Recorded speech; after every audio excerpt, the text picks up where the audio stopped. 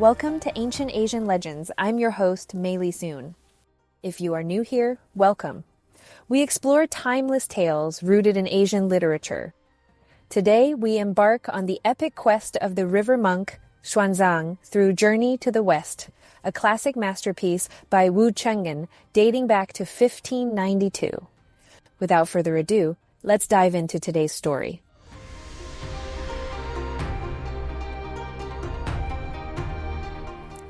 Chapter 26.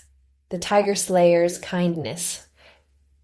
Previously on Ancient Asian Legends, Xuanzang, the river monk, and his servants fell into a dangerous pit where they faced a cruel demon king and his monstrous guests. Just when all seemed lost, the celestial Tai Bai Jinxing rescued him. Xuanzang then encounters a fierce tiger. A hunter named Bo Qin appeared to save him.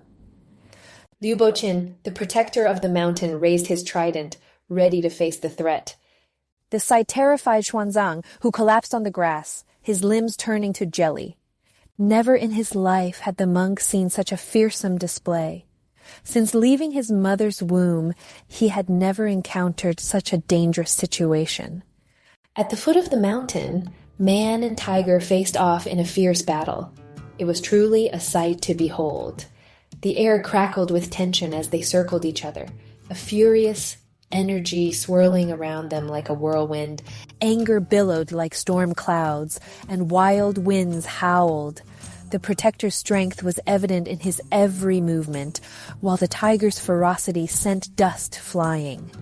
One bared its fangs and claws, while the other danced and pivoted.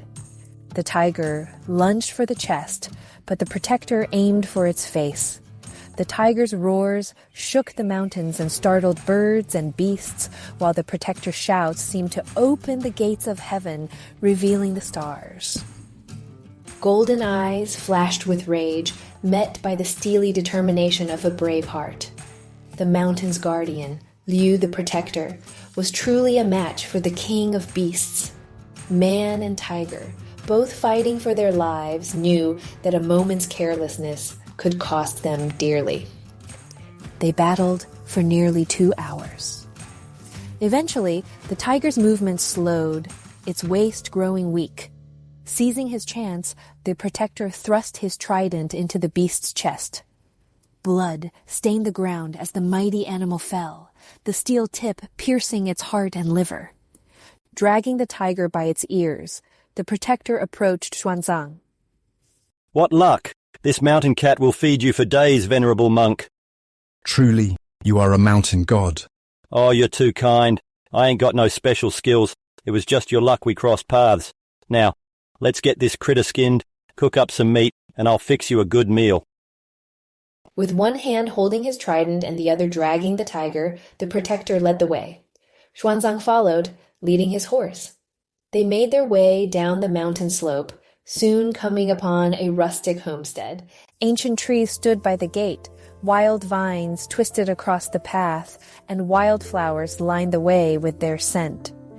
Bamboo swayed gently beside a thatched pavilion, twig fence, stone bridge, and whitewashed wall. The autumn scene was desolate yet refreshing, with yellow leaves by the roadside, white clouds over the ridge, mountain birds chattering in the sparse woods, and a small dog yapping by the gate. Bo Qin welcomed Xuanzang inside. Once more, Xuanzang bowed deeply, expressing his gratitude for the protector's kindness in saving his life. After they had settled and had tea, Bo Qin's mother and wife came to greet them. "This is my mother and my wife." "Please, honored elder, take a seat. Allow this humble monk to pay his respects." "Esteemed monk, you're a guest from afar. There's no need for such formality." "Ma, he's an envoy from the Tang court, sent to get scriptures from Buddha out west. I found him up on the ridge, and since we're from the same place, I asked him to rest here. Tomorrow, I'll help him on his way." "Oh, that's just wonderful. It's lucky you invited him. Tomorrow's the anniversary of your father's passing, so maybe we can ask the monk to do some good deeds and chant some sutras for us. We can send him off the day after." Though Liu Boqin The protector was a fierce tiger killer and guardian of the mountain. He was also a filial son. Hearing his mother's words, he immediately began to prepare incense and paper, intending to keep Xuanzang there. As they spoke, evening began to fall. The servants set out tables and chairs, bringing out several plates of well-cooked tiger meat, still steaming hot. The protector invited Xuanzang to eat dinner. Xuanzang put his palms together and said, I must be honest with you, Bochin. Since birth, I've been a vegetarian. I will prepare some vegetarian food for you. Bochin's mom then called to her daughter-in-law for help. They first boiled half a pot of water, set it aside, then made tea from some local elm leaves. Next, she cooked some millet and prepared 2 bowls of vegetable soup. She brought these out and set them before Xuanzang. Xuanzang thanked her profusely before taking his seat. Bochin sat at another table, laden with various unseasoned meats: tiger, deer, python, fox, rabbit, and dried venison, to accompany Xuanzang's vegetarian meal. As they sat down to eat, Xuanzang put his hands together and began to chant. Startled, the protector didn't dare touch his chopsticks and quickly stood up. After a few lines, Xuanzang said, Please eat. Are you a monk who only knows short scriptures? This wasn't a scripture. It was a short prayer before meals. You monks have so many rituals. You even got a chant before eating. After the meal, and as night fell, the protector led Xuanzang through a narrow corridor to a thatched pavilion. Inside, walls were lined with bows, crossbows, and arrows, while tiger skins and various weapons were displayed. The fierce decor made Xuanzang uneasy, so they quickly moved on to a large garden. There, golden chrysanthemums bloomed, red maple and poplar leaves rustled, and a group of deer and yellow antelopes wandered calmly by. Are these deer and antelopes pets of yours, Protector? Well, back in your Chang'an, rich folks collect treasures and landowners gather grain. Us hunters, we keep some wild animals saved up for a rainy day. As they walked and talked, night fell. They returned to the front of the house to rest. The next morning, the household prepared a vegetarian meal for Xuanzang and asked him to start the chanting. After washing his hands, Xuanzang and the protector lit incense at the family altar and bowed. Xuanzang tapped his wooden fish, chanted mantras, and recited the sutra for the dead. He then wrote a memorial and chanted the Diamond Sutra and the Guanyin Sutra. By nightfall, they completed the rites with offerings and burning spirit money. That night, the spirit of Bochin's father appeared in a dream to the family, saying, I've been stuck in the underworld, suffering for ages, but the holy monk's chants have cleared my sins.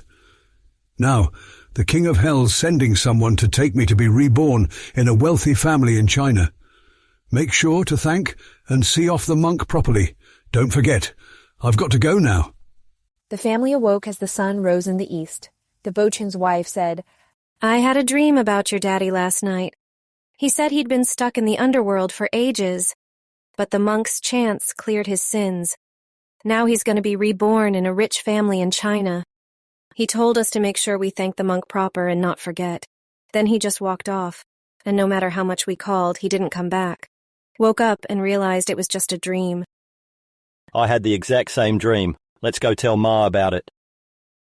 As the couple was about to leave to speak with the mom, she said, My child, I had a joyous dream last night. I dreamed your father came home and said he was deeply grateful to the monk for helping him transcend. His sins have been absolved, and he's going to be reborn in a wealthy family in China. We both had the same dream. We were just heading over to tell you when you called us, and it turns out you had the same dream too. They called the entire household to prepare a thank you gift and to ready the monk's horse. Everyone came to bow and thank Xuanzang, saying, We're mighty grateful, venerable monk, for helping our dear father escape his suffering and get a new life. We can't ever repay your kindness. This humble monk has no special abilities. There's no need for such thanks. The protector then recounted the 3 identical dreams to Xuanzang, who was also pleased to hear this. They prepared a vegetarian breakfast for him and offered him a tael of silver in gratitude. Xuanzang refused to accept any payment.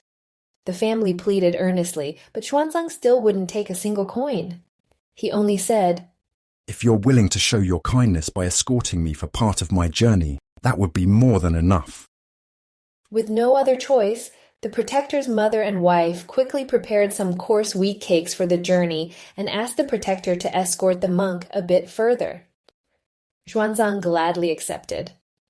Following his mother's advice, Bochin brought a few servants with hunting gear to join them on the main road. They enjoyed the wild mountain scenery as they traveled. After half a day, they reached a towering, treacherous mountain. Xuanzang arrived at the base while Bochin climbed easily. When they reached halfway up, the protector stopped and stood by the roadside saying, Venerable monk, you go on ahead by yourself. I need to head off now. I couldn't possibly trouble you to escort me any further. Venerable monk, you don't quite get it. This mountain's called Two Realms Mountain. The east side is under our great Tang, but the west side's in barbarian lands. The wolves and tigers there don't listen to me, and I can't cross over. You'll have to go on alone. Xuanzang's heart filled with fear.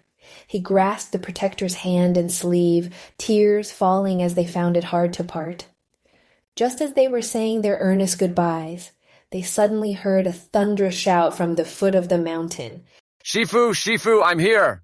Xuanzang froze in terror, while the protector tensed, ready for action. Who could be calling out? To find out, please tune in to the next episode of Ancient Asian Legends.